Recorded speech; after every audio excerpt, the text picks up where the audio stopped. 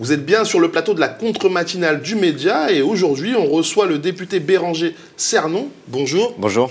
C'est parti pour l'entretien.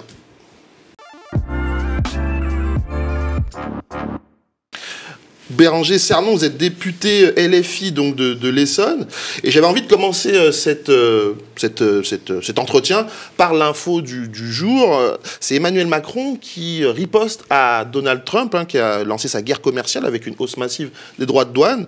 Et Macron a dit hier notamment que les entreprises ne devaient plus investir aux États-Unis pour le moment. Je vous propose d'abord de l'écouter, on en parle juste après. En termes de méthode, la riposte européenne se fera en 2 étapes, parce que riposte, il y aura, de manière claire. Et je le dis pour que ce soit clair pour tout le monde, la première riposte aura lieu mi-avril. Elle portera sur les taxes déjà décidées, en particulier sur acier et aluminium. Et les difficultés qui avaient pu apparaître sur des premières listes ont pu être corrigées. Et donc les réponses qui arriveront dans les jours qui viennent seront des réponses qui sont sur le premier paquet, acier-aluminium.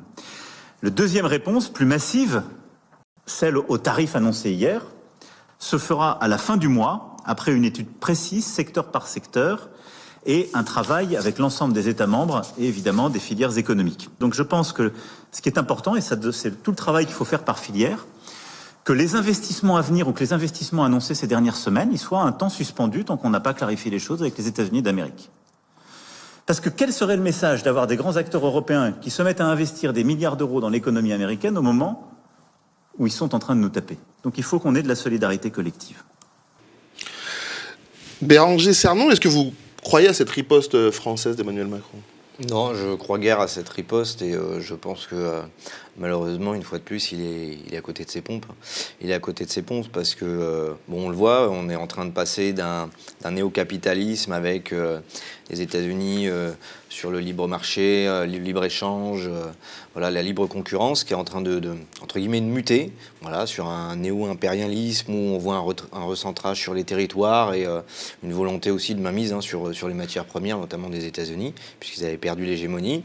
Et donc la première riposte, ça a été de mettre en place ces taxes-là, à hauteur de 20% pour l'Europe.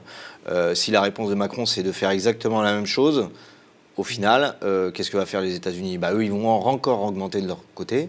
Et donc finalement, c'est un cercle infini, avec au milieu systématiquement la même chose. Finalement, c'est les gens, ceux qui habitent dans ces pays-là, qui souffrent le plus, notamment déjà les plus précaires. Et donc il vaudrait mieux se concentrer sur comment on fait en sorte de pouvoir relocaliser finalement la production en France, de faire des circuits courts et de réfléchir à des solutions à long terme, plutôt que là, cette guerre commerciale où on le sait pertinemment, ça va être encore nous qui allons en payer les pots cassés. Et Ursula von der Leyen, l'Union européenne, dit qu'elle est pour une négociation. Pareil, est-ce que, j'imagine votre réponse, mais est-ce que vous pensez que cette négociation est possible avec Trump? Est-ce qu'il est possible de faire plier Trump, justement, sur cette question? Le risque qu'on a, c'est de se retrouver encore avec des traités de libre-échange, comme on a pu connaître avec le TAFTA, avec le Mercosur, avec tous ces traités-là, où finalement, on se retrouve sur des espèces d'importations-exportations qui sont complètement faussées.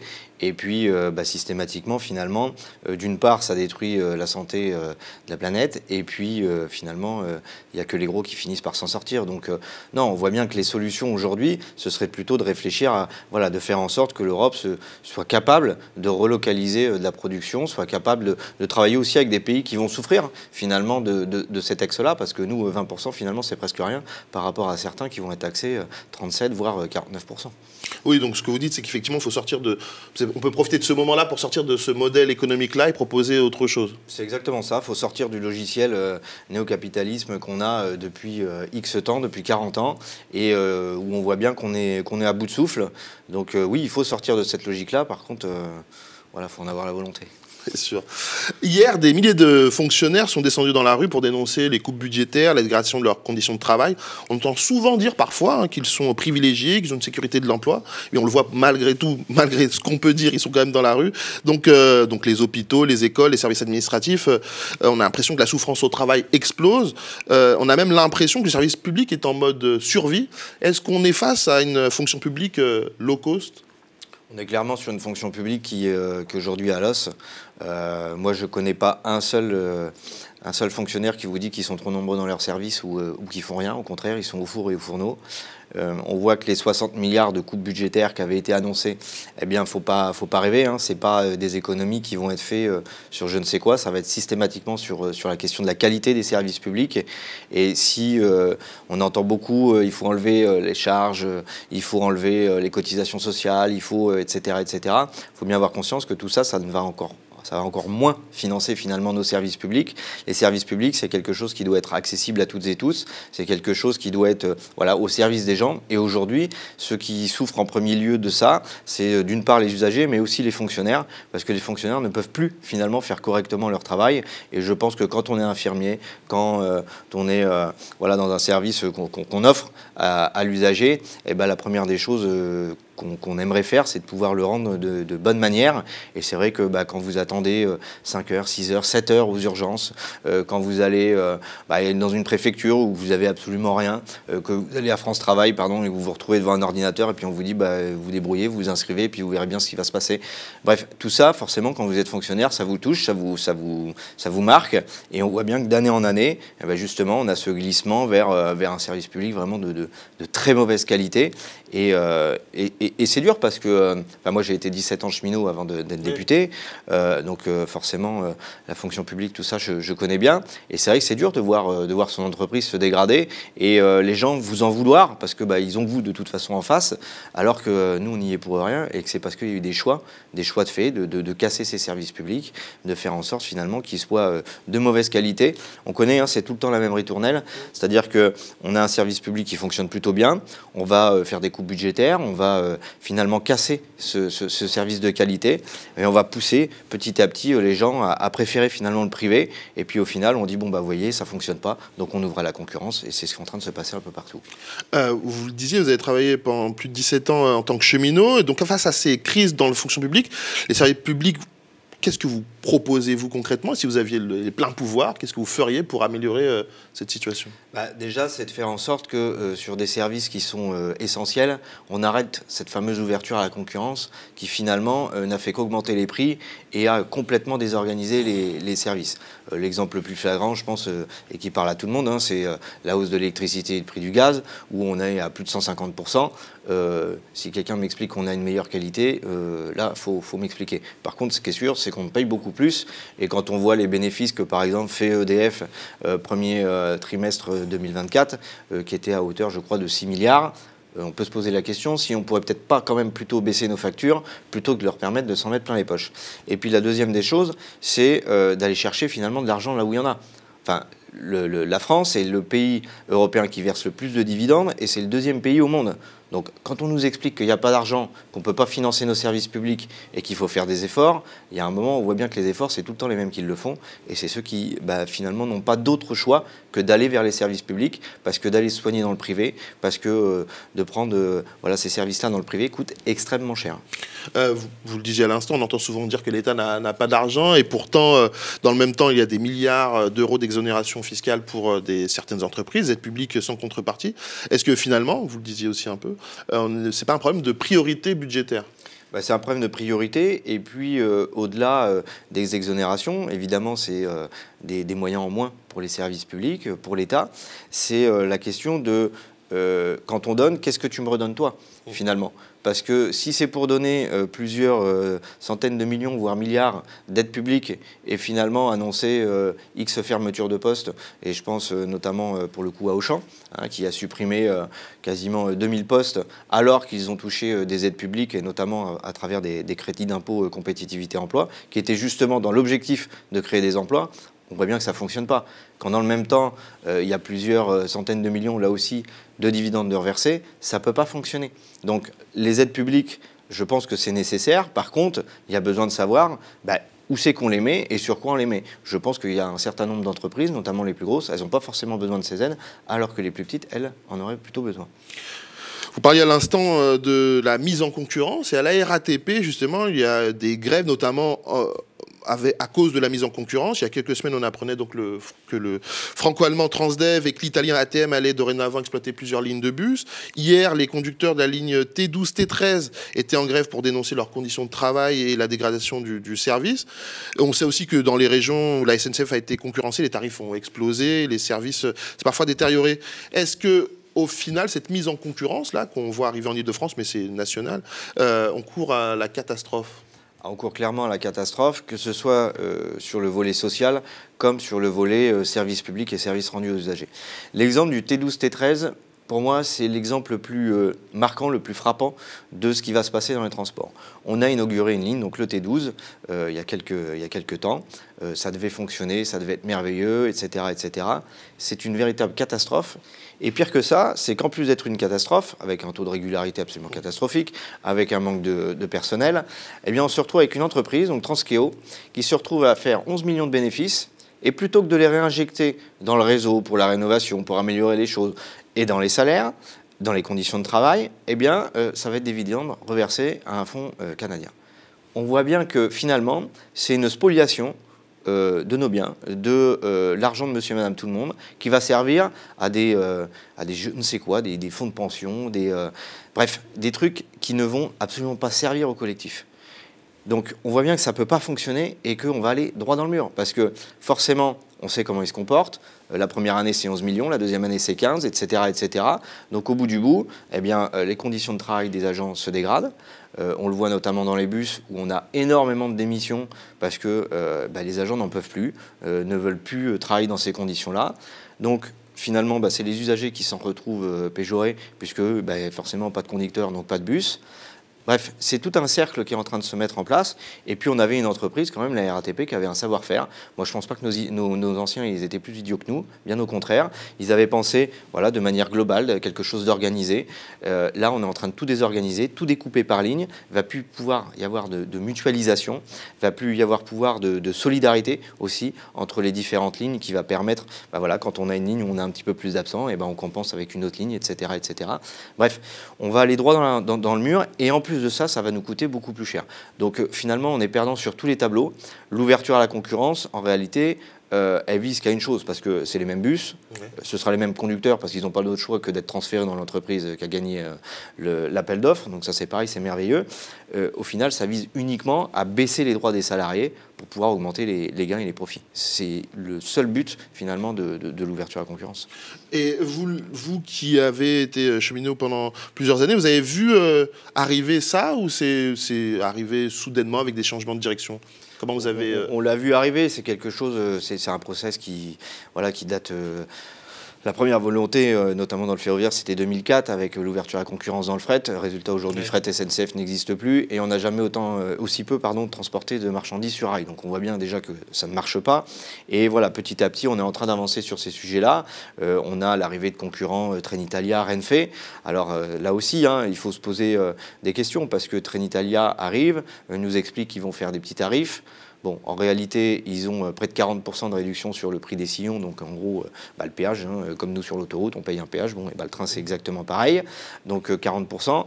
Et en plus, ils ont perdu 45 millions d'euros l'année dernière. Donc, c'est facile d'expliquer qu'on fait des petits prix, que, vous voyez, la concurrence permet de faire baisser les prix. Sauf qu'on sait pertinemment que c'est dans un premier temps, et puis que d'ici quelques années, là, ça va exploser, comme on l'a vu avec les bus. Flixbus, Blablabus, etc. Il y avait une dizaine de compagnies. Aujourd'hui, il n'y en a plus que 2 qui se partagent le gâteau. Et les prix, on est très loin des bus à 1 € qu'on nous avait promis à l'époque. Donc, voilà. Moi, je pense qu'il y a aujourd'hui besoin de se poser la question de ce qu'on veut, notamment sur les transports. Aujourd'hui, on le sait, on est dans une crise climatique.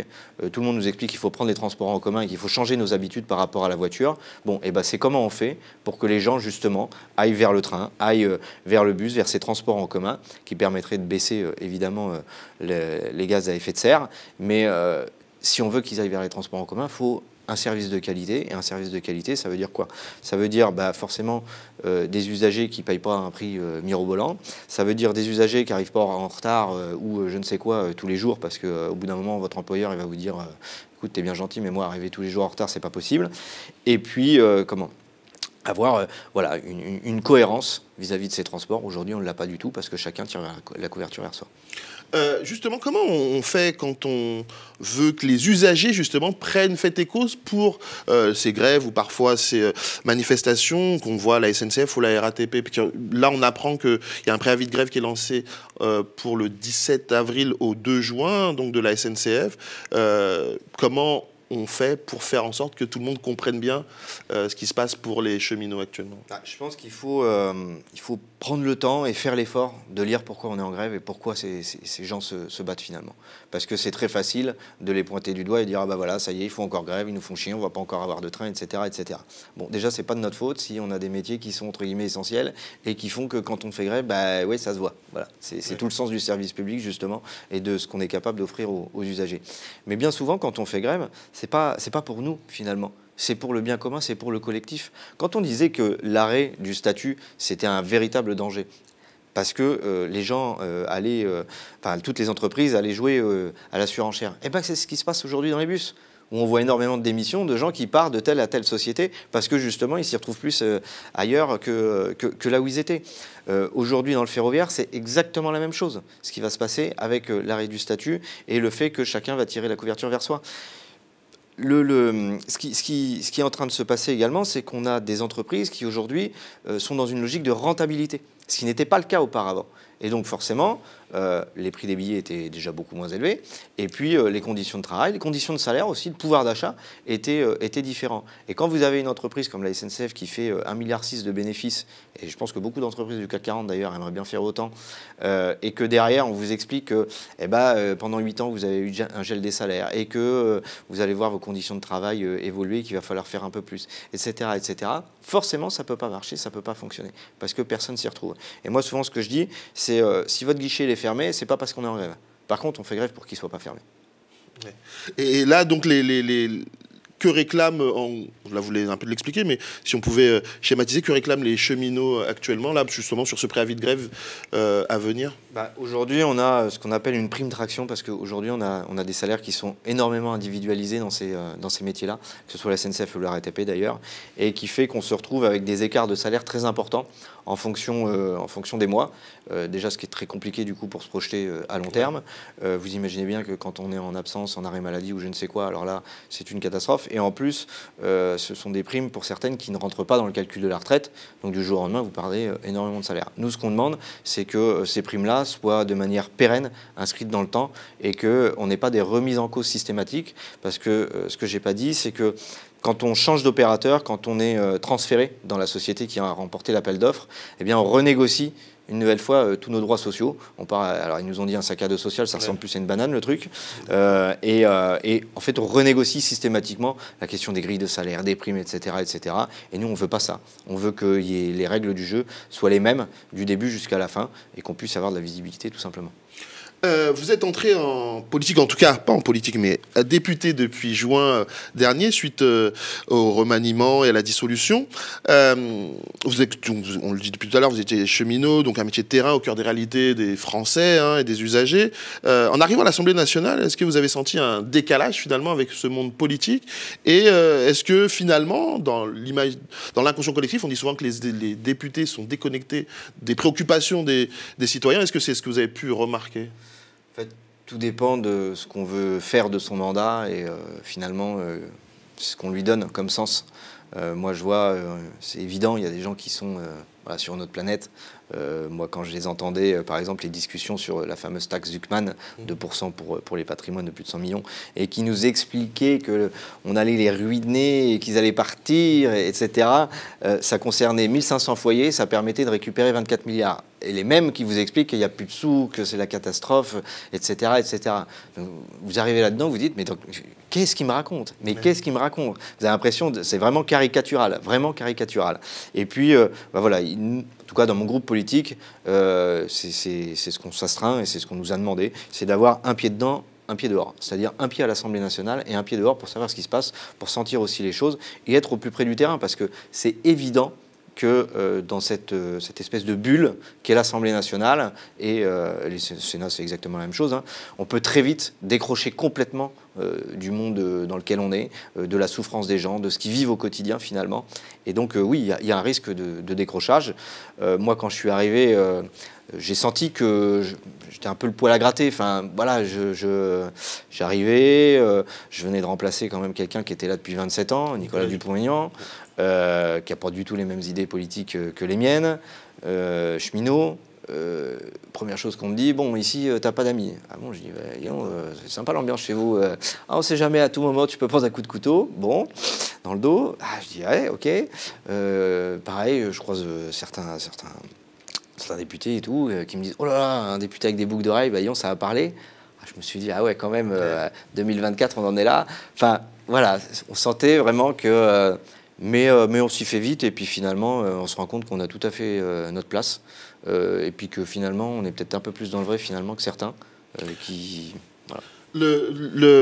Justement, vous parliez de bulles et tout ça, et récemment, cette semaine, les réactions des politiques, notamment concernant l'inéligibilité de Marine Le Pen suite à sa condamnation pour détournement de fonds publics. On a vu des réactions qui peuvent paraître surprenantes, où on a plus insisté sur son inéligibilité plus que sur ce qu'elle aurait fait. Comment vous avez perçu ça? Est-ce que c'est vraiment le décalage entre les élites politiques et le citoyen lambda? Comment vous avez vécu cette séquence politique? On a vraiment l'impression que quand on est élu, alors qui plus est député, on a un totem d'immunité et qu'on peut faire absolument tout ce qu'on veut. Et puis que de toute façon, en gros, la fermeté, c'est pour les autres, et puis moi, je peux faire ce que je veux. C'est absolument hallucinant la réaction qu'il y a pu y avoir, et finalement, cette légitimité à dénoncer cette décision. Enfin, alors qu'elle était attendue, que tout le monde le savait, que la défense, franchement, elle était plus que minable. Et ils arrivent à se victimiser et à passer finalement pour ceux qui sont victimes d'un complot judiciaire. Mais le problème, c'est que non seulement il y a eux, mais il y a aussi tous ceux qui sont à les défendre. Je prends notamment Bruno Retailleau hier, qui nous a expliqué qu'il y avait des juges rouges. Enfin, je veux dire, c'est exactement les mêmes mots finalement que le Rassemblement national. Donc on voit en plus qu'il y a un glissement du bloc de droite vers l'extrême droite, mais qui en plus le défend dans les pires formes avec ce jugement. Moi je suis désolé, qu'on soit président de la République, qu'on soit député, qu'on soit citoyen lambda, on est soumis aux mêmes lois, aux mêmes règles. Eh ben t'as fauté, c'est tout, tu dois assumer. D'autant que c'est encore plus savouré que ce sont les premiers à dénoncer le laxisme de la justice, à dénoncer je ne sais quoi, à toujours vouloir plus de fermeté. Bon, bah là, ils sont pris la main dans le sac et ils sont encore en train de pleurer. Donc, c'est pas une chasse aux sorcières, comme là aujourd'hui, Donald Trump et J.D. Vance disent que justement ce qui arrive à Marine Le Pen, c'est une chasse aux sorcières. Avec des amis comme ça, on n'a pas besoin d'ennemis. Hein. Enfin, franchement, c'est une vaste blague. Moi, je suis désolé. En plus, ce qu'on oublie de dire, c'est quand même qu'elle est en récidive et que c'est pour ça qu'elle est inéligible, que l'histoire de l'inéligibilité immédiate a pris effet. Je trouve ça mais absolument terrible, finalement, l'image qui est renvoyée, parce que eux qui se portaient comme plus blanc que blanc et finalement comme défenseurs de je ne sais quoi d'ailleurs, on voit que non seulement ils sont encore plus pourris que pourris, mais en plus de ça, ils n'assument pas et ils se mettent en victime. C'est absolument insupportable, parce que quand on commence à remettre en cause finalement le système judiciaire, ça peut poser question le jour où ils seront au pouvoir. Ce dimanche, il y a des manifestations, en tout cas un rassemblement prévu par le Rassemblement national. Il y a une contre-manif lancée par la France insoumise et les écologistes. Je ne vais pas vous demander de quel camp vous serez, on le sait. Mais justement, qu'est-ce que vous pensez de ce rassemblement demandé par le Rassemblement national et la contre-manif que votre camp a décidé de mettre en place? C'est assez, là aussi, savoureux. L'extrême droite, le Rassemblement national, qui nous a toujours expliqué que les manifestations, tout ça, c'était pas trop leur truc, notamment sur les retraites. Bon, qu'est-ce qu'ils nous font là? Une manifestation. Ils sont trop forts. Donc on voit bien qu'une fois de plus, pour leurs petits intérêts, alors là, il n'y a pas de souci. Par contre, pour l'intérêt collectif, notamment sur la question des retraites, des fonctionnaires, etc., ils n'en ont rien à cirer, tout simplement parce que ça ne les intéresse pas, et que de toute façon, ce sont des libéraux, ce sont des gens qui ne sont pas attachés à l'État et au service public. Et puis la contre-manif, elle est essentielle, elle est hyper importante. Il faut y être le plus massivement possible. Il ne faut pas laisser un pouce à l'extrême droite. Il faut les combattre pied à pied, parce que l'extrême droite, on sait pertinemment quelles sont leurs idées derrière. On sait pertinemment que ces gens sont racistes, en ont rien à faire des plus précaires. Et donc voilà, il faut les combattre. Il ne faut surtout pas pas voilà, leur laisser un seul terrain et se victimiser comme voilà, on est plus blanc que blanc, oh là là, on est victime, alors qu'ils ont piqué quand même 4,5 millions sur plusieurs années. Et puis, je vous dis, un coup pour le majordome de Jean-Marie Le Pen, un coup le Odoul au bout de 4 mois qui dit non, ce serait peut-être bien que je rencontre ma députée, le Bardella qui va acheter des agendas en catastrophe parce qu'il n'y a rien de rempli forcément vu qu'il fait rien. Enfin, voilà, on voit bien qu'il y a vraiment eu voilà, une volonté de En tout cas, vous faites bien de le rappeler, parce que c'est vrai qu'on oublie dans cette affaire de rappeler les faits et qui sont plutôt graves et que c'est pas pour rien qu'elle a été condamnée, même si effectivement elle a fait appel depuis. Merci en tout cas Béranger Cernon, député LFI, je le rappelle, de l'Essonne, qui a battu, et c'était pas une partie de plaisir j'imagine, Nicolas Dupont-Aignan. Merci d'avoir été avec nous ce matin dans cette contre-matinale. Merci à vous de nous avoir suivis, merci pour votre fidélité. N'hésitez pas à nous dire ce que vous en pensez en commentaire si vous nous regardez sur YouTube ou par mail si vous nous regardez à la télé, et continuez à nous soutenir, votre média, un média qui vous garantit une information libre et indépendante et qui vit grâce à vous. Alors abonnez-vous à partir de 5 € par mois ou devenez même sociétaire de notre coopérative. Ça se passe dès maintenant sur soutenez.lemediatv.fr. Et on se retrouve bien entendu lundi matin pour la contre-matinale à 8 h, mais avant ça, tout à l'heure à 13 h, n'oubliez pas le journal des luttes. Bonne journée sur le média.